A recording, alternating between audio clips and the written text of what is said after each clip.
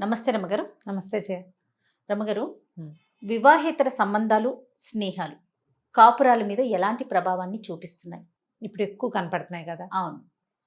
ఇదివరకు కూడా ఉండేవి జయ. ఉమ్. అవేమి ఇవాళ కొత్తగా వచ్చేసినవి కాదు, ఉన్నాయి ముందు నుంచి కూడా. అయితే అప్పటి కాలం, ముందు కాలం ఏంటంటే ఆడవాళ్ళకి ఇన్సెక్యూరిటీ, ఫ్యామిలీస్లో ఎవరు వాళ్ళని వెనక్కి తీసుకోకపోవటము, భర్తలకు ఏదైనా ఎక్స్ట్రా మ్యారిటల్ అఫైర్స్ ఉన్నాయనుకో, అప్పుడు వీళ్ళు చాలా కష్టపడేవాళ్ళు. ఇందులో ఏంటంటే రకాలు ఉంటాయి.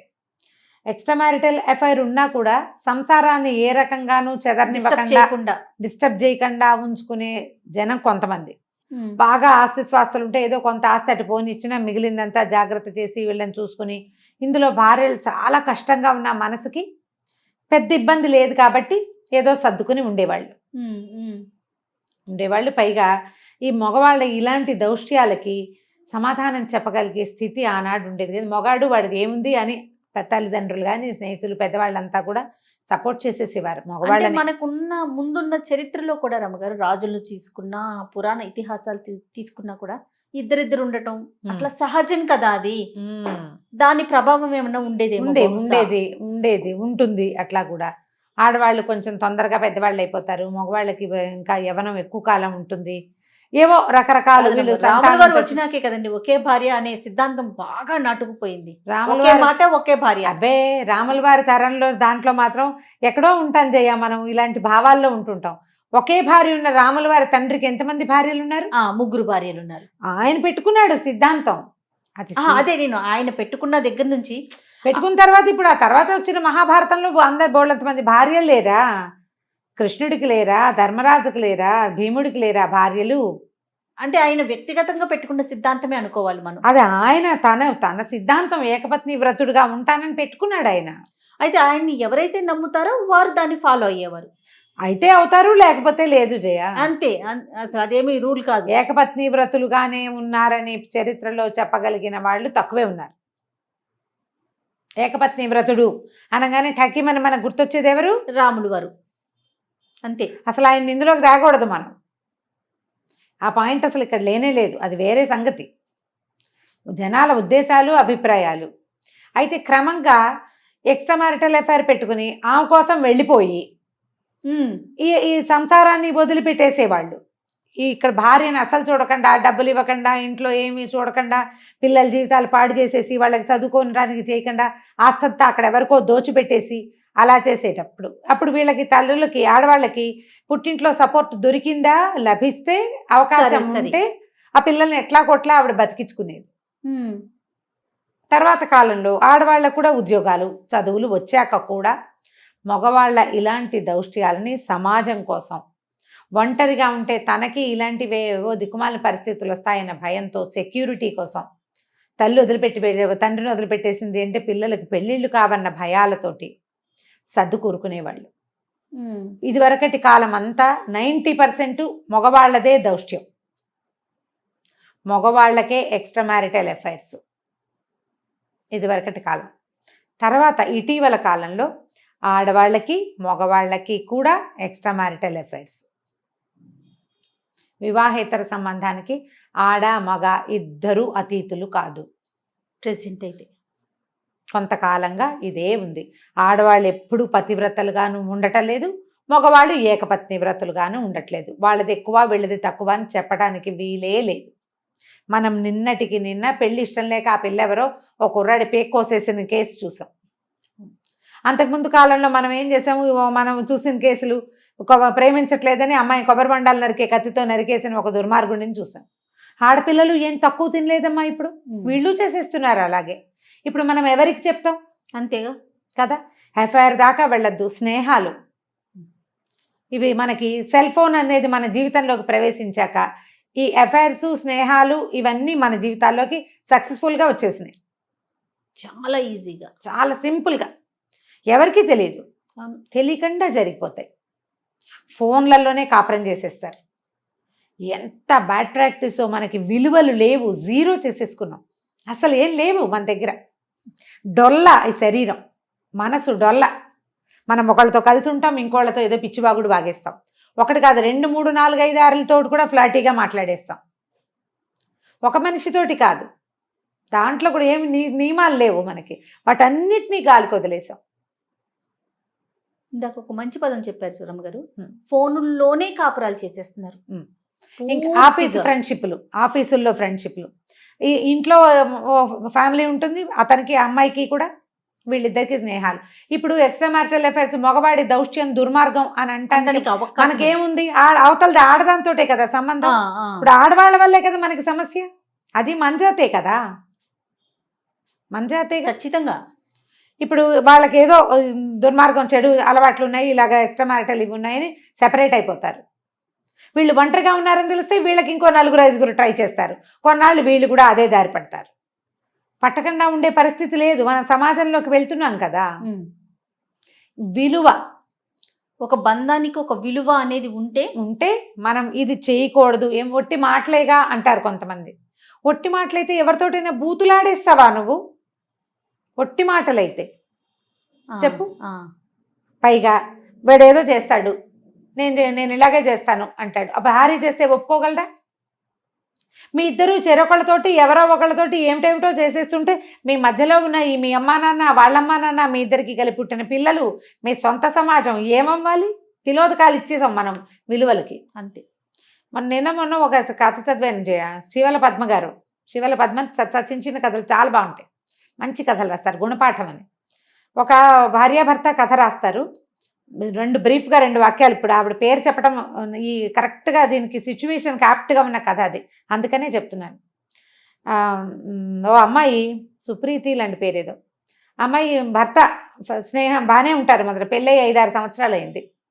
ఆఫీస్లో ఇంకొక అమ్మాయితోటి ఫ్రెండ్షిప్, అతనికి ఫిజికల్ రిలేషనే. నేను వదిలిపెట్టను, ఏం చేసుకుంటావో చేసుకో, అందరూ ఉండట్లా, అందరు ఆడాళ్ళలాగా పడి ఉండమంటాడు అమ్మాయిని. అమ్మాయికి పడి ఉండటం ఇష్టం లేదు. అత్తగారు ఏదో చీర కొనుక్కోవడానికి డబ్బులు ఇస్తే మీరు ఇప్పుడు 2 సార్లు ఇద్దరికి ఇవ్వాలి, నాతో పాటు మీ కొడుకు ఉంచుకున్న అమ్మాయి కూడా ఉంది, ఆవిడ కూడా ఇవ్వాలి కదా అంటుంది.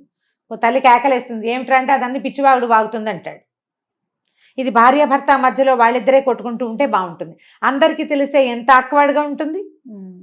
ఆ అమ్మాయి ఏం చేస్తుంది, పడుండమంటాడు మొగుడు, సత్యనారాయణ వ్రతం పెట్టుకున్నామని అందరినీ పిలుస్తుంది. పినమావ గారు వాళ్ళు వీళ్ళు వచ్చినప్పుడు ఎందుకమ్మా మమ్మల్ని అందరినీ పిలిచి ఇప్పుడు ఏమిటి పెట్టుకున్నారంటే మా ఆవిడ ఉంచుకున్న అమ్మాయి ఉంది, అమ్మాయికి చూపిద్దామని మీకు పరిచయం చేయటానికి అని చెప్తుంది. ఈ ఉంచుకోవటం అనే పదం ఎంత అసహ్యంగా ఉంది జయ. ఈ మాట ఎవరికి వాళ్ళు ఇది నా మీదకి రావటం అనేది ఆలోచించుకుంటే కదా మనకి సిగ్గొచ్చేది. ఇప్పుడు ఆడవాళ్ళ ప్రమేయం లేకుండా ఈ ఎక్స్ట్రా మ్యారిటల్ అఫైర్ అనేది కుదరదు కదా. ఎట్లా కుదురుతుందండి? 2 చేతులు కలిస్తేనే కదా, అవతల మనిషి ఆడమనిషి అయితేనే కదా ఇది కుదిరేది. ఆ మనిషికి కూడా ఉండాలి కదా. ఇంతకీ అమ్మాయి కూడా వస్తుంది భర్తతో కలిసి, అతనికి ఆఫీస్ కొలీగు భర్తతో కలిసి సత్యనారాయణ వ్రతానికి వస్తుంది.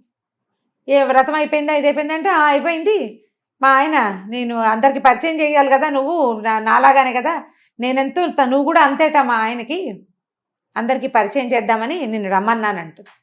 ఏం మాట్లాడుతాను? అవును మరి చెప్పాడు క్లియర్గా, ఆ మాట చెప్తున్నాడు కదా.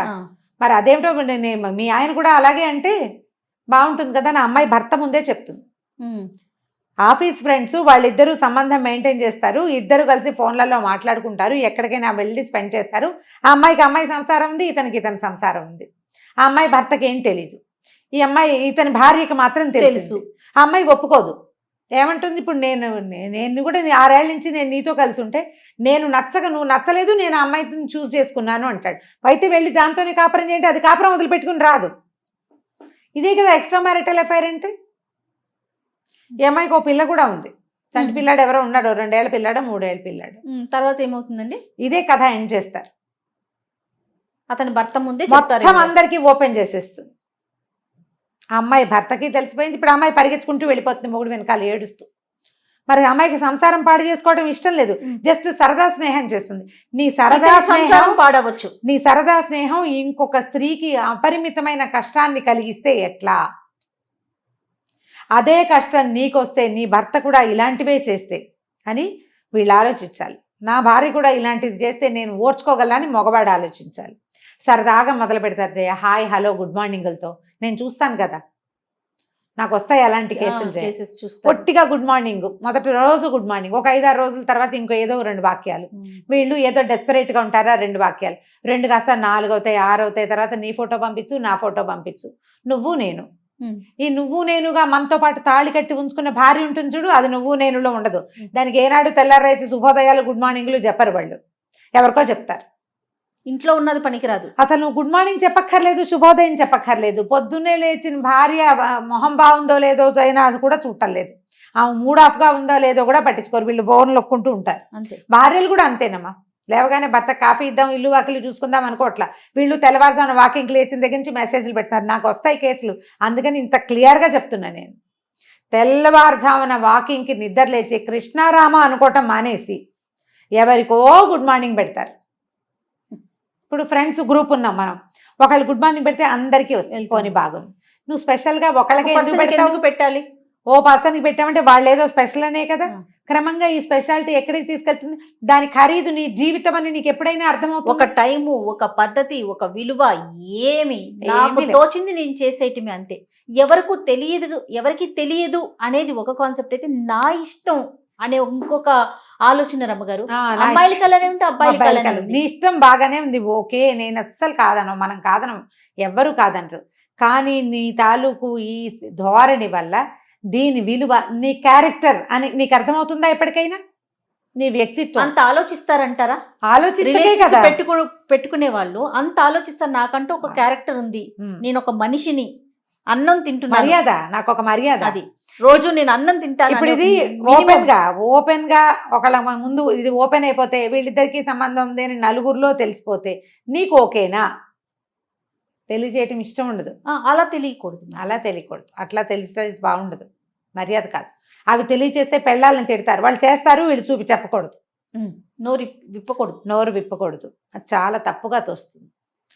ఎంత దిక్కుమాలిన ఆలోచన విధానం అంటే ఇది. మనకు ఒక క్యారెక్టరు, దానికి ఒక విలువ, మన జీవితానికి ఒక మర్యాద, మనతో ఉన్న ఫ్యామిలీకి ఒక మర్యాద, మన పెళ్ళానికి ఒక విలువ, లేదా మన భర్తకు ఒక విలువ. నీకు ఇష్టం లేదు పెళ్ళి, నువ్వు ముందే ఎందుకు చేయవు? పోనీ వీడు నచ్చలేదు, ఏదో కుదరలేదు, ఎవరితోటో ఫ్రెండ్షిప్, వాడు నచ్చకపోతే ఇంకోటి, అది నచ్చకపోతే. జంతువులమా మనం? జంతువులం కాదుగా. ఎందుకు చక్కగా వేషభూషాలన్నీ మనకి జంతువుల్లాగా అడవిలోకి వెళ్ళిపోతే హాయిగా వస్త్రాలు ఉండవు, ఫ్యాషన్ ఉండదు, ఎలా పడితే అలా ఉండొచ్చు. నీకు అవి ఎలా విశృంఖలంగా చేస్తాయో ఆ విశృంఖలతని మన దైనందిన జీవితంలో విత్ సెల్ ఫోన్ చేసేస్తున్నాం మనం. ఆలోచించండి, ఎక్కడికి పరిగెడుతున్నాం. మనం ఎంత సంపాదించినా, ఎంత పేరు తెచ్చుకున్నా, ఎంత బ్రైట్ ఫ్యూచర్ ఉన్నా, దాంతోపాటు క్యారెక్టరు, విలువ, వ్యక్తిత్వము, విలువ అనేవి 2 పెద్ద పాయింట్లు ఉంటాయి. ఆ 2 ఉంచుకోండి. జస్ట్ అవకాశం దొరకగానే, ఎవ్వరూ చూడలేదనగానే మనలో ఉన్న మృగాన్ని బయటికి తేకూడదు. మృగాన్ని తల పగలగొట్టి లోపల ఉంచుకోవాలి. ప్రతి వాళ్ళకి ఉంటాయి. ప్రతి మనిషిలోనూ ఒక చిన్న పిల్ల ఉన్నట్టే ఒక మృగం కూడా ఉంటుంది. దాన్ని తల మీద కొట్టాలి ఎప్పటికప్పుడు, అది స్పృహ తప్పి లోపల ఉండాలి, దాన్ని బయటికి రానివ్వకూడదు. ఈ మృగాల్ని బయటికి తెస్తే మీరు మనుషులుగా మిగలరు, సమాజం పాడైపోతుంది. ఇప్పటికే మనం పాడైపోయే దిశగా అడుగులు వేస్తున్నాం. మనం ఎవ్వరికీ చెప్పక్కర్లా, మనలో మనం మార్చుకుందాం. ఇప్పటిదాకా ఏం చేసాం, కనీసం ఇప్పుడు కట్ చేసుకుందాము. ఇప్పుడు ఈ పిచ్చిగా పెరిగిపోయే రెక్కల్ని కత్తిరిచ్చేసేయాలి. కరెక్ట్గా ఎగరడానికి సరిపడానే రెక్కలు ఉండాలి జయ. అవునండి, దేనికైనా దాన్ని మించి పెరగకూడదు. అది ఎక్కడో చోట చిక్కుకుపోతుంది. ఈ అక్కర్లేని బంధాలలో చిక్కద్దు. చిక్కకుండా ఉండాలని ప్రయత్నం చేయండి. ఉన్న బంధాన్ని శాశ్వతంగా కొనసాగించాలి. దానికి విలువ ఇవ్వండి, మీకు విలువ ఇచ్చుకోండి ముందు. రైట్, అప్పుడు ఇంకా ఏ సమస్యలు ఉండవు. నమస్తే రమ్మగారు. నమస్తే.